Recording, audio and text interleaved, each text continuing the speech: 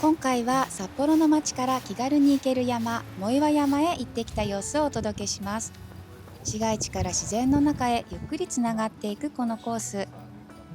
札幌ならではの町と自然が近い旅ランを楽しみます。スタートは札幌の中心、二条市場のあたりから。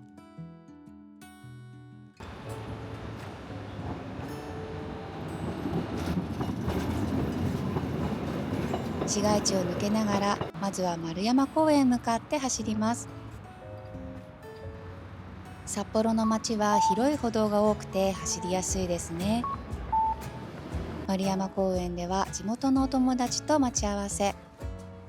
この後一緒に藻岩山を目指します。おはようございます。着いた。まずは丸山公園山頂へ。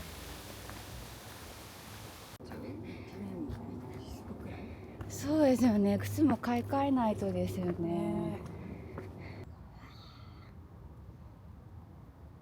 すごい。標高225メートル。子供の足でも気軽に登れる山、丸山山頂に到着です。ここで持ってきてくれた和菓子をいただきます。大好きです。くるみのあんこ入ってんの。嘘。こっちだ。いただきます。つきたてのような柔らかいお餅にごまあんとくるみが入ってて、ものすごく美味しかったです。間違った。ごまあんだ。ごまですね。ここから藻岩山を目指します。となんとここで鹿が現れました。びっくりした今。いやー、これにはびっくり。民家から。地元の人も今年でもう3回目だよっていう風に言ってたんで。いや、もう食べられるんだもん。そうよね。あら。いやー、初めて見た。しかも立派だった。大きかったね、あれ。そして緩やかな坂道を登っていくと、旭山記念公園に到着しました。ここは札幌の街並みが一望できるお気に入りの場所です。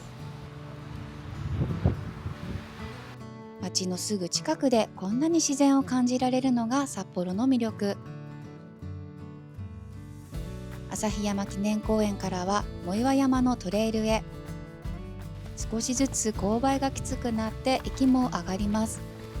木漏れ日が差し込む道を一歩一歩、頂上まではあと少し。あ、そうなんですね。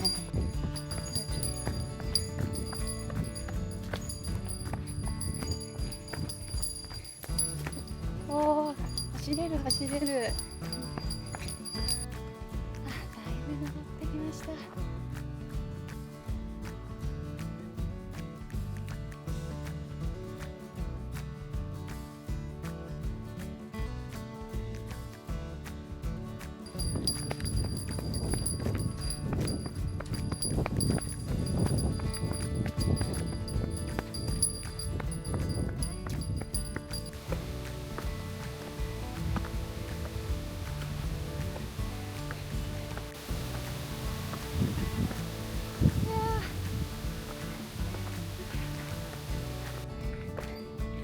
わあ、着きました。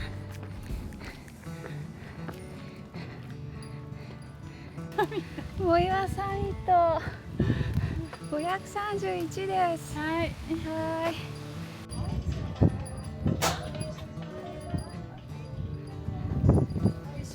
一周です。山頂に着くと思わぬサプライズが。お友達の旦那さんがおにぎりを届けに登ってきてくれました。山の上で食べるおにぎりの美味しさといったらもう格別です。とりあえず後までいただきました。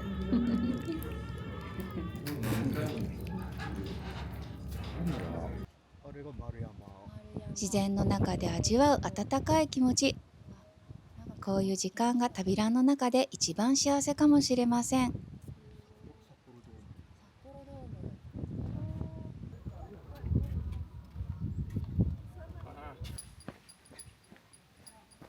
雨です。景色を眺めながらまた少しずつ街に戻っていく感じが好きです。日本初のスキーリフト跡地だって。1946年、昭和21年。すごいね。その後は3人でカフェに寄り道。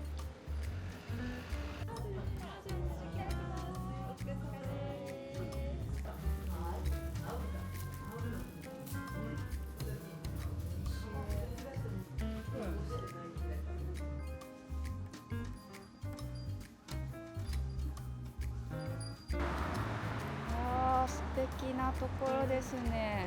帰りはベアフットのお店に立ち寄ったり、琴似にある10割そばのそばカフェで晩ご飯。走って登って食べて語って札幌の休日を丸ごと楽しみました。札幌の街から藻岩山へ、都会と自然がこんなに近くにある場所ってやっぱり特別だなと思います。次はどこの街をどんな風に走ろうか。この旅はまだまだ続きます。ご視聴いただきましてありがとうございました。それではまた次の旅でお会いしましょう。